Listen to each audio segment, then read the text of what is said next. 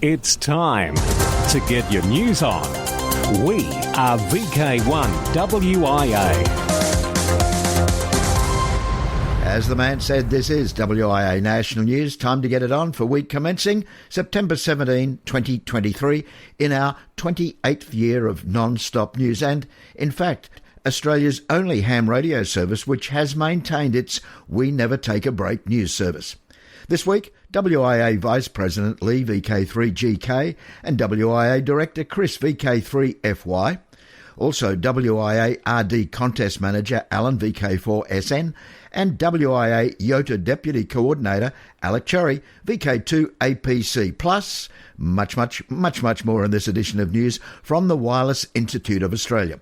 I'm Editor Graham, VK4 Baker. This news originates from the Wireless Institute of Australia, born to lead since 1910. This is WIA Vice President Lee Moyle, VK3GK. Earlier this week, ACMA held their Assessor Information Session for all current AMC assessors. This session was designed to inform assessors the current status of the planning and implementation of the assessor program and the many finer details of enabling a smooth transition from AMC to the ACMA Assessor Network for conducting amateur exam sessions Australia-wide. I was one of the 108 attendees on the Zoom session, and it was excellent to see many of the previous WIA assessors at the meeting. ACMA staff delivered the draft proposal via a PowerPoint presentation, and as always, the ACMA staff answered the many questions asked by the attending assessors. The major positives are that assessors, once again, just like when the WIA was administering exams, will be able to actually assess and mark candidates on the spot once a candidate has completed the exam, and if need be, candidates can sit the next exam if they so choose to do so. This is excellent as it allows the assessor to provide explanations to questions and feedback to the candidate, unlike the current process in place. ACMA is proposing to implement a portal in which the assessor can log in and download uniquely generated exam papers, and completed exams and documentation can then be uploaded for archiving results. Not unlike how the WIA exam service previously generated unique and secure exam papers for assessors to use. As ACMA proposed to use much of the current AMC process, assessors will be very familiar to the new process, and I believe it should be a smooth transition come February 2024. Discussions about remote exams was popular, as there are some new proposed restrictions. Another hot topic was the aspects of insurance cover for assessors and the location exams can be held. ACMA seem happy to keep the single assessor structure in place, which does not make assessments easier to organise as opposed to having 2 or 3 assessors attending an exam for integrity, much like the US exam system currently has in place. The Certificate of Proficiency will be replaced with an ACMA Recognition Certificate once the class licence is introduced. Working with children cards or similar will still be required and to be kept current. ACMA assessor guidelines will need to be agreed to be followed before accreditation will be approved. Both general assessors and specialist assessors will be utilised, not unlike the current situation with AMC now. ACMA fees for issuing ACMA recognition certificates, assessing applications for recognition of prior learning, and issuing call signs are proposed to be similar to the current AMC fees for these services, although currently it looks as though the theory and practical exams will actually be free of charge if conducted by an accredited ACMA assessor. ACMA invite comments and suggestions from assessors on the consultation by 5 p.m. Australian Eastern Standard Time, Tuesday the 26th of September 2023. See ACMA website for further information at www.acma.gov.au. For now, 7-3 from Lee, VK3GK. Now we continue WIA National News with fellow director Chris Dimitrovic, VK3FY, and particularly a new spot on the dial utilising the WIA protocol for this VK1WIA news broadcast. Catch the weekly news broadcasts on WIA through AusRepeaterNet WIA Room 24160. Listen to Amateur Radio Newsline, VK1WIA Weekly News, and an AusRepeaterNet copyright exclusive of K1KC Chris's Tech Corner, which is not to be rebroadcast on any other mode other than C4FM.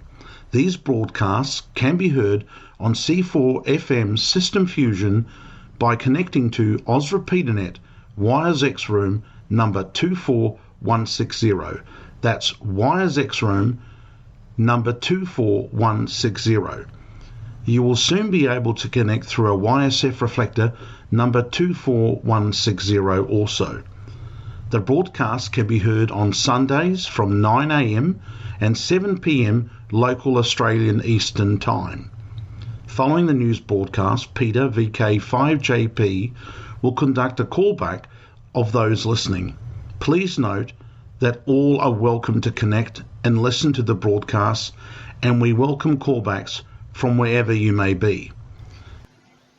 The WA Bundaberg Convention will be held in May 2024 during the Queensland's Labour Day long weekend. There will be commercial displays, surplus equipment disposals, talks on digital communications, a connection with the ISS, the International Space Station, plus a tour of Bundaberg Rum facilities. Further details will be advised on the WA website, in AR and on VK1WIA. Start planning your attendance and see you all there. Nominations for the WIA Merit Awards are now open. Further details on how to nominate someone can be located on the WIA website. The WIA are currently considering an application from South Australia to utilise the call sign VK1WIA during callbacks. The board are looking at options for call logging. The WIA encourages clubs to submit items of interest for broadcast, especially field days and meetings. This has been Krista Matrievich, VK3FY, on behalf of the board of the Wireless Institute of Australia through VK1WIA Weekly News. Who listens to radio? I'm Henry, VK2ZHE. Hi there, this is Scott Williams, VK3KJ. Hi, I'm Mark, VK4DMH from the Gold Coast Amateur Radio Society. Leslie, VK5LOL from Aberfoyle Park, South Australia.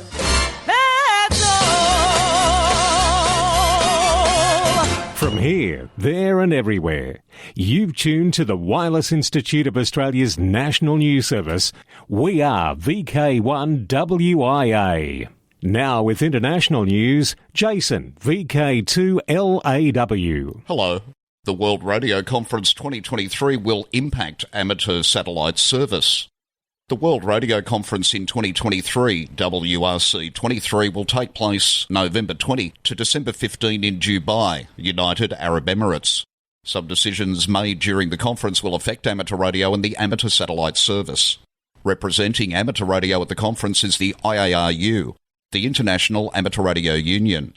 The two most pressing issues affecting the amateur satellite service are, number one, additional measures to protect the radio navigation satellite space to Earth in the 1240 to 1300 MHz band from amateur interference.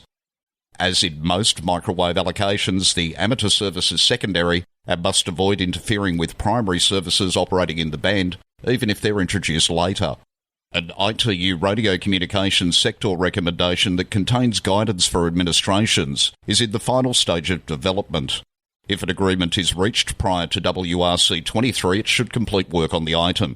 Number two, identification of the 10 to 10.5 GHz band for international mobile telecommunications in ITU Region 2, including a primary allocation to the mobile service.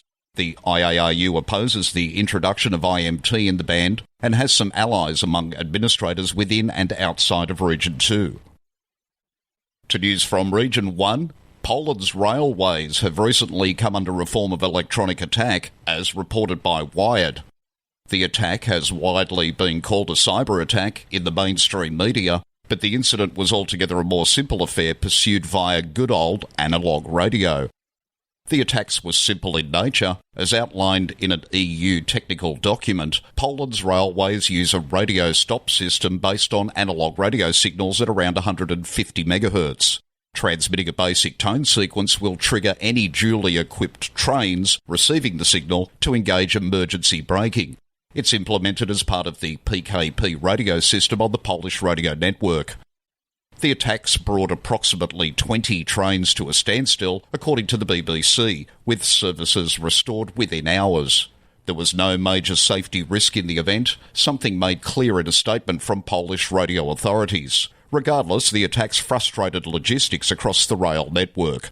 Poland's railways will receive an upgrade to more secure cellular technology by 2025, with the 150 MHz system retained only for shunting duties and other edge cases. In Europe, an amateur radio activation is honouring the legacy of a once popular broadcast station with a special call that our own DX guru Felix VK1WIA has been reminding us of over the past week. Now Jeremy Boot, Golf 4, November Juliet Hotel from the RSGB, and reporting via AR Newsline brings us that story. Long before the British pirate broadcast station Radio Caroline took to the airwaves from a boat off the Essex coast, there was Radio Luxembourg. Much to the displeasure of the BBC, the English-language service was launched 90 years ago and became one of Europe's most popular stations. According to some reports, the long and medium-wave broadcast of its programmes and its British presenters peaked at an estimated 78 million daily listeners before Radio Luxembourg went off the air in December of 1991. Since July, amateur radio operators and shortwave listeners are hearing Radio Luxembourg again, this time symbolically with a call sign LX90 RTL. The station is on the air until the end of this year. Various ham radio operators throughout Luxembourg are calling QRZ to mark the anniversary of that first broadcast. They can be heard on the HF bands using CWSSB and the digital modes. They can also be contacted via satellite.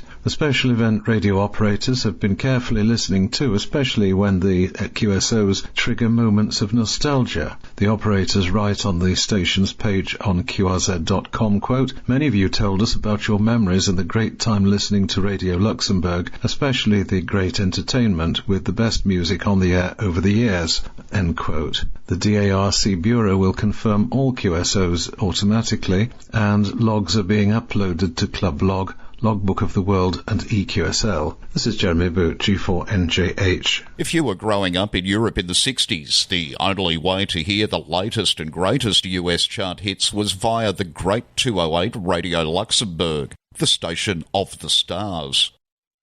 To Region 3, Australia Post releases new centenary of broadcasting stamps. Australia Post is set to mark 100 years of public broadcast radio by showcasing a new Australian stamp release. The first officially licensed broadcast radio station to go to air in Australia was 2SB Sydney on the 23rd of November 1923. In 1924, the radio industry lobbied for the introduction of a system that allowed radio stations to be funded by listener fees, A licences, and the commercial stations to generate revenue through advertising, B licences. Amalgamated Wireless of Australia, AWA, became Australia's largest radio company, manufacturing radios for homes, transmitters for radio stations, and wireless communications for cross-country to cross-continent communications, as well as for ships and the military. Radios for homes ranged from mantel sets to taller floor-standing consoles. The new centenary of broadcast radio stamp releases feature images from broadcast radio's early years, with the first day of issue release set for October 17 to mark the centenary of broadcast radio in Australia. For VK1WIA National News, in Sydney, I'm Jason, VK2LAW. We are VK1WIA. Now, operational news with VK4FUQ. Felix. Hello there. Now contest-wise.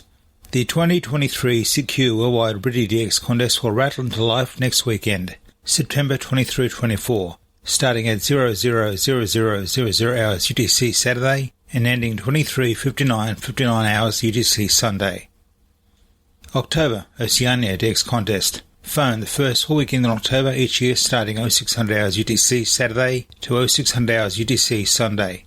CW. Second full weekend in October from 0600 hours UTC Saturday to 0600 hours UTC Sunday.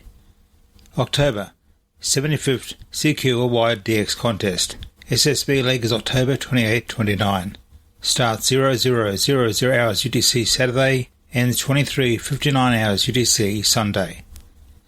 November 75th CQOI DX Contest, CW, November 25, 26, 2023, 0000 hours UTC Saturday, ends 23:59 hours UTC Sunday. November, VHF UHF Spring Field Day, 25-26 November. Results are out. Alan, VK4SN, the Remembrance Day Contest Manager, takes the mic. And once again, very favourable comments were read in the soapbox comments from the submitted logs. It was great to see 11 new rookies in the contest also. Approximately 1,006 stations were on air over the weekend, with 237 logs being submitted. Well, who won, you ask? Well, once again, VK7 has won the state champion. A huge number of logs were received from VK7, making it another easy win for them. Individual results are as follows. For single op phone, Justin, VK7 Tango Whiskey. Single op CW was Alan, VK2 Golf Romeo. Single op mixed was Laurie, VK5 Lima Juliet. Single op QRP phone was Anthony, VK7 Alpha Golf. Single op QRP CW was Chris, VK3 Quebec Bravo. Single op mixed was John, VK2 Yankee Whiskey. Multi-single was VK3 Whiskey Alpha Romeo. And multi-multi went to Victor Lima for Romeo. A very special mention must go to David, VK3 Delta Yankee, as he has put a log in every year for the last 70 years. Congratulations, David. I doubt that anyone will ever beat your outstanding record. Certificates and a full report are available for download on the WIA RD contest page. For first, second and third place getters, you will also receive a certificate direct from the Wallace Institute of Australia. Thanks for another excellent turnout for the Remembrance Day contest, and see you all again next year. Best 73s. This is Alan, VK4 Sierra November. Thanks, Alan, VK4SN. DX Window, France. Special event station TM23 RUGB will be QRV September 21 to 24, and then October 16 to 22 during the Rugby World Cup. Activity will be on the HF bands. QSL via F5 KHG. East Kiribati. Ken KH6QJ is QRV as T32AZ from Kiritimati, IOTA OC024, until October 17. QSL to home call, which again is KH6QJ. Rebel DX Group are using the call sign T22T from Tuvalu, IOTA OC015, from the 21st of September to the 9th of October, on 160 to 6 metres, using SSB and FT8. Either in normal or Foxhound mode. Visit the QRZ.com page for T22T for further details. During September 15-28, active from the Chatham Islands is ZL7IO, QRV on 160 to 10 metres, CW, SSB, RITI and FT8. Participation in the CQ Worldwide RITI contest next weekend also. QSL via DK7AO, LOTW. Return trips at the end of October and November also planned again, signing ZL7IO. The QDH is off-grid and powered by a solar system with batteries, therefore it's very limited firepower possibilities. For VK1WIA National News, I'm Felix, VK4FUQ Enningham. From here, there and everywhere, you've tuned to the Wireless Institute of Australia's National News Service. We are VK1WIA. The Great Solar Storm of March 1940. Rewind. G'day, I'm John Knox, VK4FJRK, and this story is shocking. Really. On March the 24th, 1940, a solar storm hit Earth so hard that it made copper wires in the United States crackle with 800 volts of electricity. A New York Times headline declared that a sunspot tornado had arrived, playing havoc with any signal that had to travel through metal wires. Astronomer Seth B. Nicholson, in a recap of the event for the Astronomical Society of the Pacific, said that for a few hours it completely disrupted all long-distance communication. Radio announcers seemed to be talking a language that no one could understand. Yes, all right. The New York Times reported that more than 1 million telephone and teletype messages had been garbled. veteran electrical engineers unhesitatingly pronounced it the worst thing of its kind within their memory. Modern researchers, however, are now paying attention. Their work confirms that it was no ordinary solar storm. It was unusually violent, they say. There were very rapid changes in the Earth's magnetic field, and this induced big voltages in long metal wires. What caused the high voltages? Old magnetogram records of the date show evidence of two coronal mass ejections, CMEs, hit Earth only 1.28 hours apart. The double blow rattled Earth's magnetic field in a way single CMEs don't. This could be a harbinger of things to come. Modern studies show that as many as 5 CMEs leave the Sun every day during solar maximum. With solar cycle 25 underway and intensifying, a double hit could definitely happen again. My time is up, but not yours. With Rewind, this is John Knox, VK1WIA. We are VK1WIA. Now special interest group news with VK3GTV. Cole.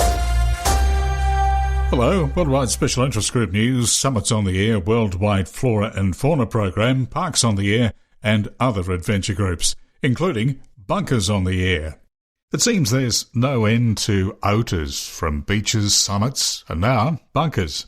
Bunkers on the Air was an idea after G8GMU and M3HBM used the bunker site at Walston in the UK as the location of the Fox on a radio direction finding contest with the Coventry Amateur Radio Society. It was then decided to activate 4 of the local bunkers. This was tried on several occasions, and it's been shown not all of those local bunkers would have been able to communicate using low-power VHF and UHF systems with a simple antenna. The Coventry Amateur Radio Society have had Bunkers on the Air as a club event for a while now, which brings us to this event, Bunkers on the Air. It will run the entire month of October this year. The purpose of the event is to support radio amateurs and shortwave listeners, both in the United Kingdom and overseas, to communicate with other radio amateurs activating ROC, Royal Observer Corps bunkers in the United Kingdom. Whilst not a contest, awards will be issued to both activators and hunters submitting logs and demonstrating QSOs with the requisite number of stations. Awards are also available for shortwave listeners submitting reception logs. Worldwide Special Interest Groups, balloons. If you've ever thought about launching a high-altitude balloon, there's much to consider.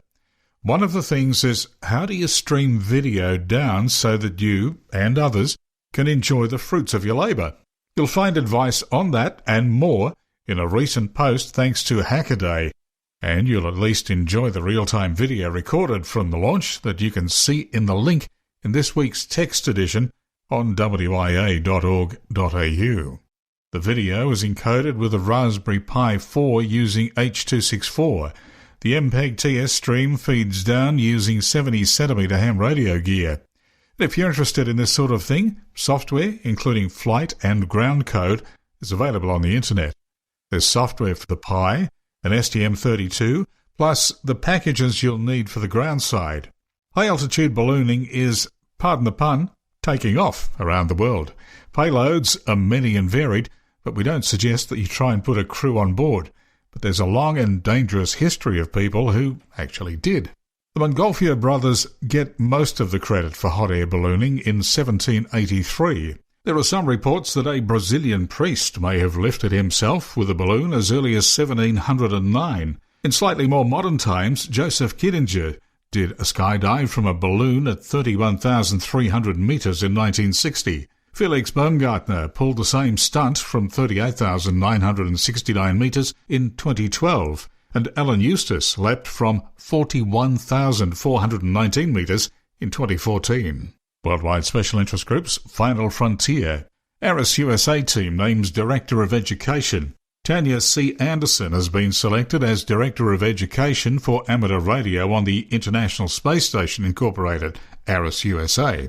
Tanya has been a classroom educator for 18 years, the last 16 years teaching middle school science at St. Joan of Arc in Lisle, Illinois. Her science curricula covers earth and space science, life science and physical science. Her career focus has been curriculum development in various fields of science. When informed of her selection, Tanya exclaimed, "I'm excited to be part of the ARIS organisation and cannot wait to see what the future holds for amateur radio as commercial space stations are built and lunar exploration evolves.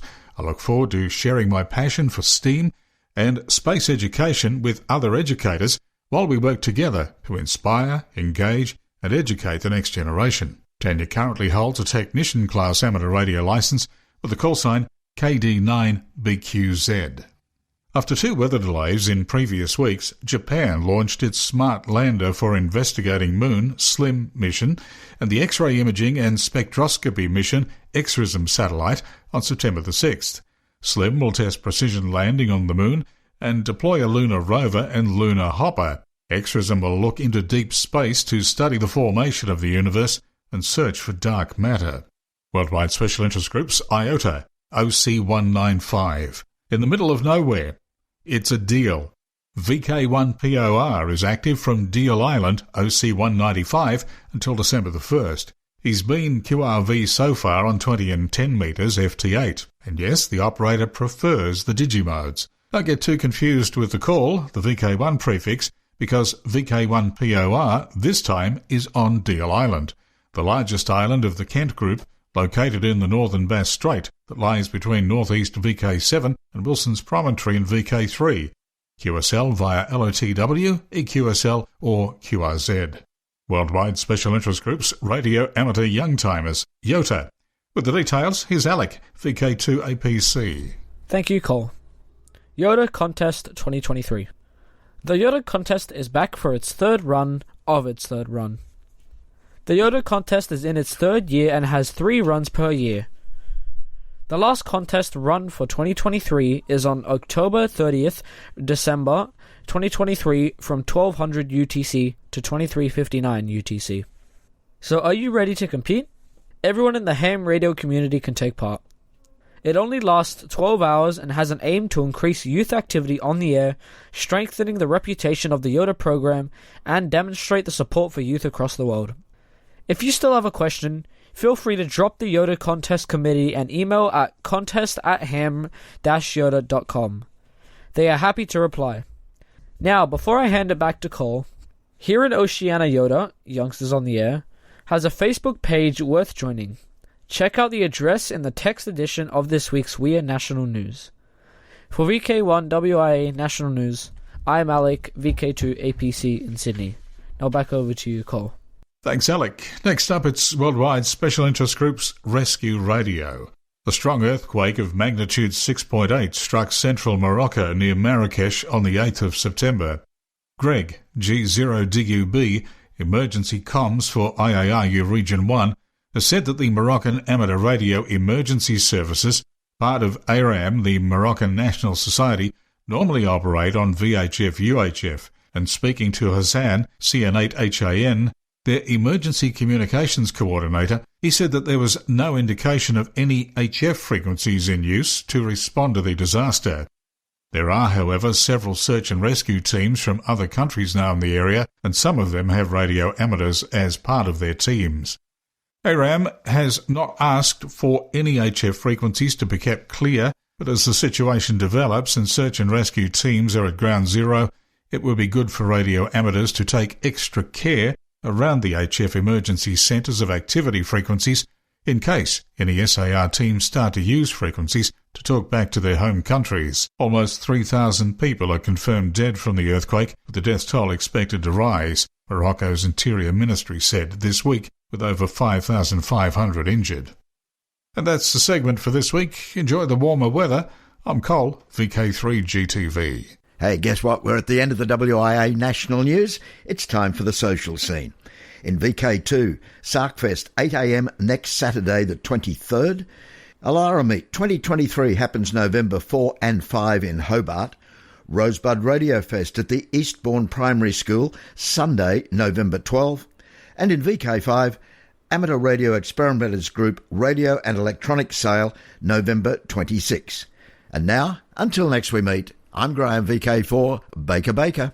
Walk softly. From Australia, this has been the Wireless Institute of Australia with the weekly news service.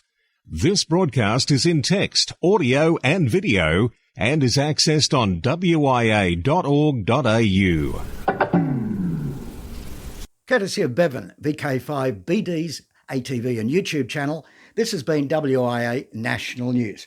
We're back now, live and local, and your voice, your callbacks. And don't forget, tick like.